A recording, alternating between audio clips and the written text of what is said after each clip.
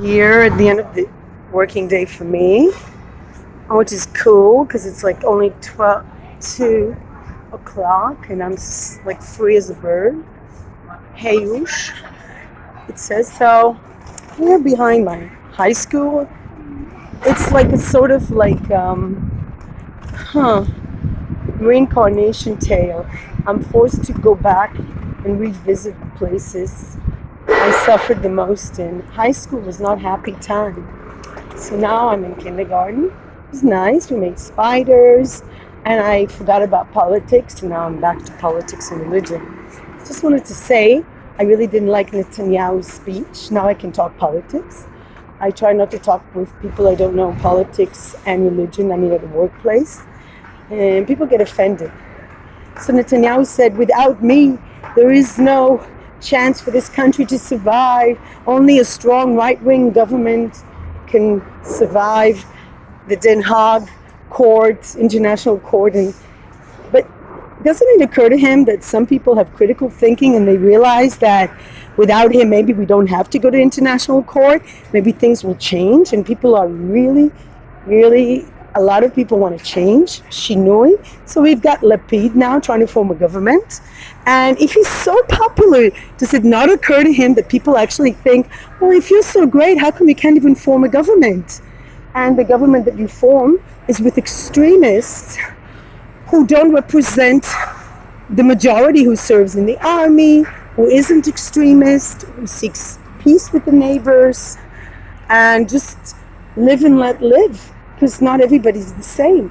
And the right wing assumes that everybody's the same, we all have the same opinions, and only their opinions count, which is, for me, the opposite of democracy.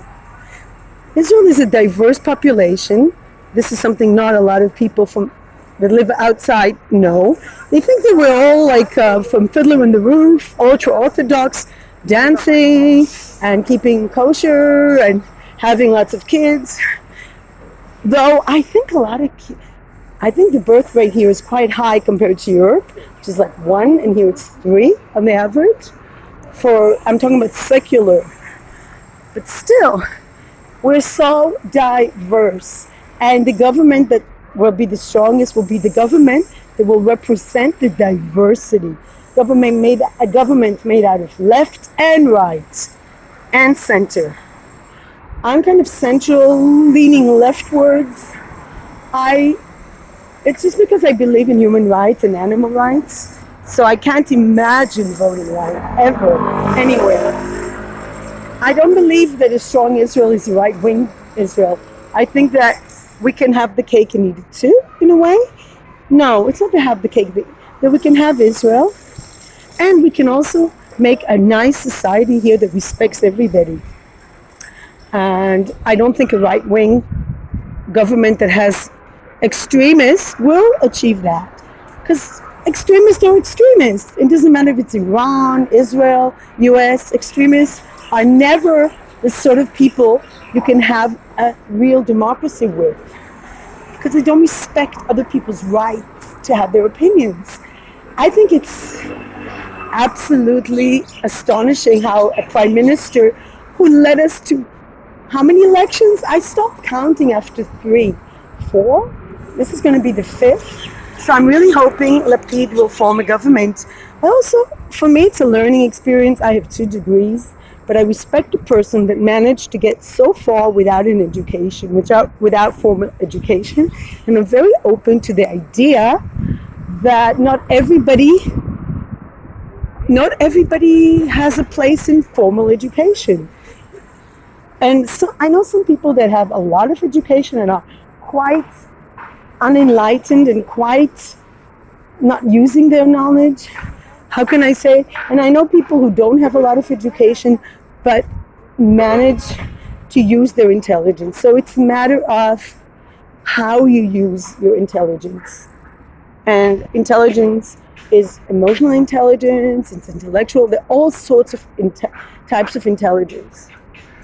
For me, I think I have creative intelligence, that I can really look somewhere and I can find creativity. And that's where, for me, is stronger than social, stronger than cognitive. I'm just really quite creative. And this is my strongest quality.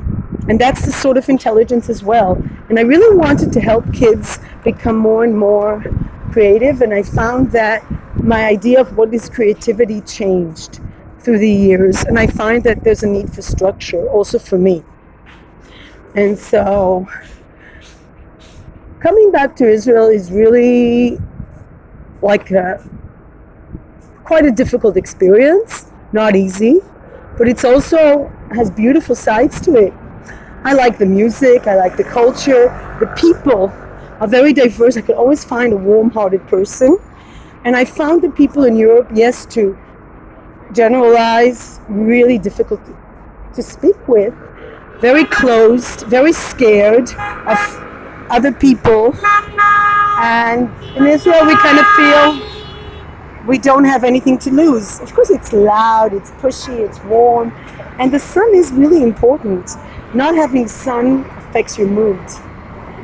Having too much also affects my mood, makes me nervous, but I kind of hide, and there's water here, you can go in the water, and I really like the fact that we don't have somebody breathing down your neck every time the dog barks or something, because I lived in the complete opposite.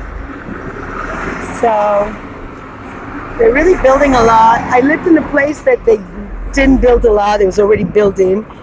The good thing about Israel, that it really makes me awaken to the fact that I create the world. I create this world that I live in. Everything is a mirror. And I also want to grow more spiritually. And I think there's a lot of place for individuality. And we have really a diverse population. And I really hope that our politicians will reflect that. Peace, light, and love before I get hit by a car.